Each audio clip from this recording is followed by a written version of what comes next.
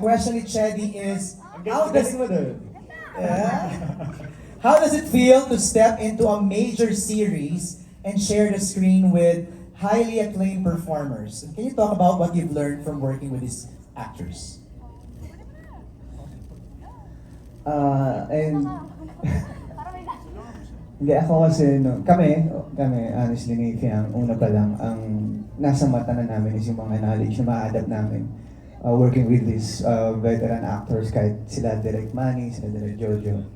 Doon kami nakafocus eh. Siyempre, mas nangingibabaw yung pressure, yung kaba kasi first time namin mag ganitong klase ng series, ng project. And siguro, hindi na lang kami nagpapatalo sa pressure, sa kaba na people namin. Siguro mas nakafocus kami sa maa-adapt namin sa project na to, sa matututunan namin nyo, after tama. ng gawin tong project na to. Agree. At ikaw, ano masasabi mo? Ganda! Ganda, no? Ako... of course, ito yung first series with JM then, and kasama yung mga veteran actors, actresses. Grabe. Tsaka nung time na nag-storycon pa lang kami, grabe na yung kaba namin dalawa. Kasi nga first, hanggang ngayon na patapos na yung series na to, sobrang grabe pa din yung kaba namin. Kasi, syempre kailangan namin aralin kung ano yung roles namin. Tama? And then, of course, yung mga co-actors naman namin, sobrang generous nila. And pagka kunwari nahihirapan ka din talaga sa eksena mo, pagka nadidrain ka na, very generous lahat ng mga kasama namin dito. Oo, parang dapat parang sponge ka lang dyan. Absorb ka lang ng absorb. Yes! Because Fiang JM, you're working with Dina Bonnevie, Yes! Michael Gamesa, Hi, Mom! Erby Dizon, and Aramina. Grabe. Let's hear from them. Okay, Michael, how is it working with these young actors and doing Love Is Never Gone? Oh my, this is one of the experiences I've had that will really remain in my heart. Kasi I really enjoyed this set. It's my first time to work with Direk Manny, Direk Jojo. I've worked with Josh, but I've worked with Jane. But this is the first time na mas matagal yung pagsasama namin ni Josh at saka ni Jane. First time with Ivana. First time with Ara also, with Epi, we've done something before. And of course, the newcomers, like sila Jameson, si Fiang, at saka si JM. Una-una, yung character ko, I really enjoyed playing him. He really grew on me na every time na may taping kami, sobrang excited ako, looking forward sa mga eksena. Because Divino is really a very, how should I put it? He's a colorful character. He's very complex. Ang dami-dami niyang pinagdaanan at ang dami-dami niyang pinagdadaanan. And of course, like I said kanina, dun sa the making, he has his own little secrets. I'd like to congratulate Josh, Ivana for a wonderful job based on the first episode. I did not expect that it would come out this way. I worked with Josh in It's Okay to Not Be Okay, and then watching him here, masasabi ko talaga isa siyang ganap na artista kasi two different characters. Two completely different characters na talagang nagmarka. Yung difference from this to, from It's Okay to this. And then Ivana, what a revelation. Hindi ko siya in-expect. And I also want to give a special mention to, I told her this na for a newcomer, she really has something to offer. And I believe that she will be one of our future best actresses, si Fiang. Wow! Magaling siya. She knows her job. She knows her character. Basta, yun, magaling siya. In general, magaling siya. And she, like I said, she has the potential to be a really great actor. Wow! Thank you, Michael. We want to hear from Miss Dina Bonnevie. Welcome back to ABS-CBN after a long time. This is my comeback to ABS, not my comeback. First, I mean, after a long time. After a long time. Escape. So I'm also very happy that I was given this role. I've worked with Direct Jojo many times and Direct Manny Palo. Parang he took the place of one of the directors before sa Blood Sisters. Noong una medyo natakot ako, sabi ko, oh, no, Manny Palo. But then, when he worked kasi with us sa Blood Sisters, sabi ko, magaling siyang director kasi he's very meticulous with the characters, with the script. Nakikialam siya, bakit ganito, ganyan, inaayos niya. So, anyway, long and short of it, I was very happy to have been offered the role. And I worked naman with Mike. Jameson is the first time. Jane also first time. But I really wanted to work with Joshua kasi nung napanood ko siya sa movie na he had a movie with Julian. Sabi ko, ang galing ng batang to. Gusto kong makatrabaho. And then, I saw him pa again sa yung movie niya with Maricel. Yung meet greet. Sabi ko, ang ganda ng area nilang dalawa. Yung mahabang-mahaba niyang area. Sabi ko, palakpak talaga. Ang galing ng batang to. Ivana, I wanted to meet her for the longest time kasi nag-vlog din kami yung family, di ba? So, sabi ko gusto ko ma-meet yung vlogger na yan. But I didn't expect her to be really warm. Akala ko mataray siya, pero she's so super bait, she's so loving, very generous. And then JM and Fiang first time, but naku, Fiang is like my baby girl. Lahat naman ang nagagawa kong series, pag anak ko, nagiging anak-anakan ko talaga. And I would say, just like Michael said, Fiang has a lot to offer. I mean, she has a lot to promise her audience. She is a multifaceted performer. Talagang, kahit na magulo yan before the scene, kahit na magulo yan.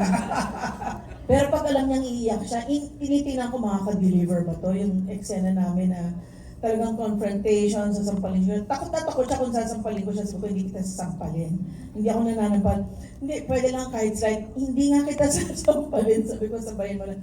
But I was amazed that she was able to deliver. So sa mind ko, magaling tong bulilit na to.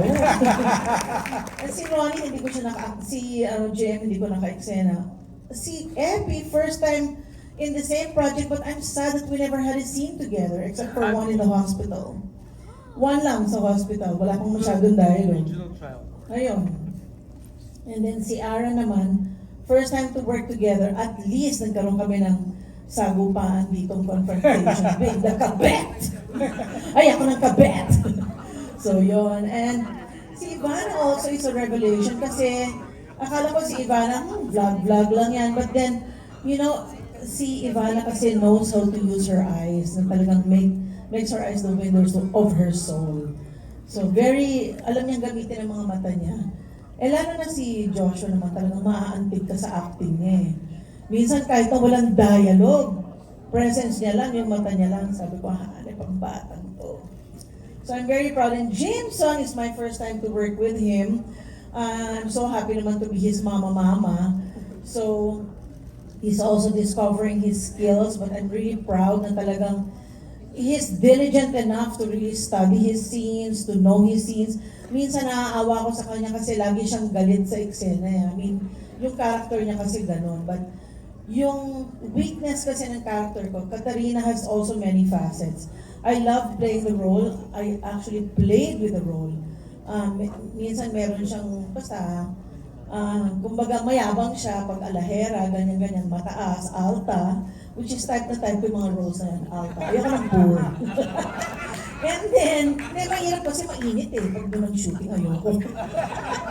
Pero pagdating nga kay Divino, naiinis ako sa mga pambababae niya. But yet, I'm not so kawawa naman to run after him. Parang sabi ko nga parang a man who's easily taken is public property and it's not my business to run after something that's publicly owned. Right. I know me.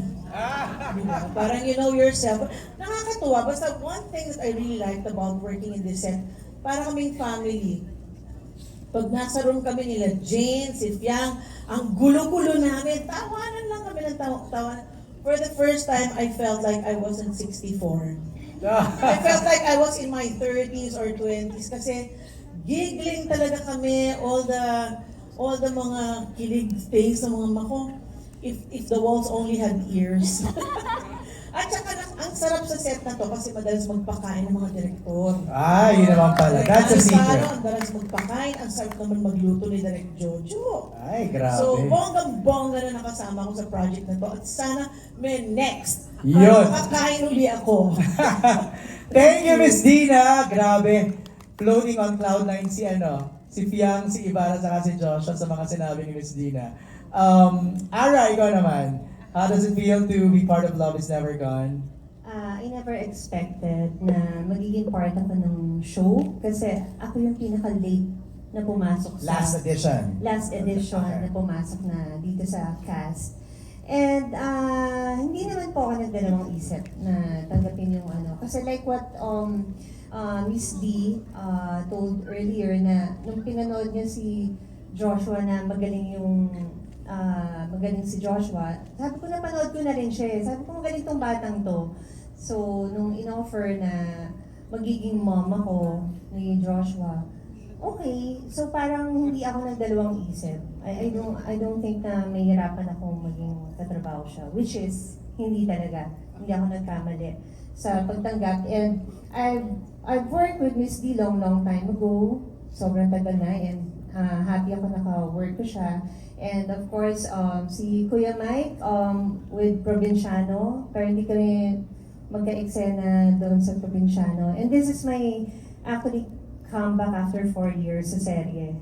So, sa Dreamscape. And thankful ako sa Dreamscape for getting me here dito sa Rita Crisanto role. And si Jameson, I've worked with him before. And si Jane din also, araw-gabi before, tagal na rin. And iba na, long time din na, tagal na yun. So marami ka na naka-work in this Araw-gabi cast. din, araw-gabi Oh, din. wow. And first time with JM and Fiang, nag-enjoy ako katrabaho sila. And noong una, feeling ko suplada si Fiang. Ay. Sabi ko, hindi ko pinag... Hindi, nahihiyanan pala siya. Nahihiyanan pala siya, pero totoo yung sinabi ni Miss D, na ano siya, parang bata pa, pero pag nag-deliver nga ng pag nasa eksena na, she can deliver talaga. Wow. Yun nga, hindi siya nahihirapan umiyak, kaya niya. Lalo na yung eksena natin, basta may eksena tayong grabe pa ulit-ulit, hindi ka naubusan ng luha. ng emotion. Paulit-ulit yun, nakakapagod. As in, maraming times. Pero, it's the fault of nature or not the fault of everyone. And JM, napaka-humble na bata. Keep it up. Yan. Parang napaka-grounded niya. And of course, Epi, ngayon na kami nagkatrabaho ng mas matagal. Like before. And Direk Manny and Direk Jojo, I love working with them. Sobrang kahit marami na ako nakasamang directors, marami pa rin ako natututunan with them. And syempre kahit matagal ka na sa industry, you never stop learning. Kailangan may natututunan ka din sa mga newcomer. May natututunan ka din sa kanila. And si Joshua, wala akong masabi, napaka-humble, grounded. Huwag ka magbabago ha.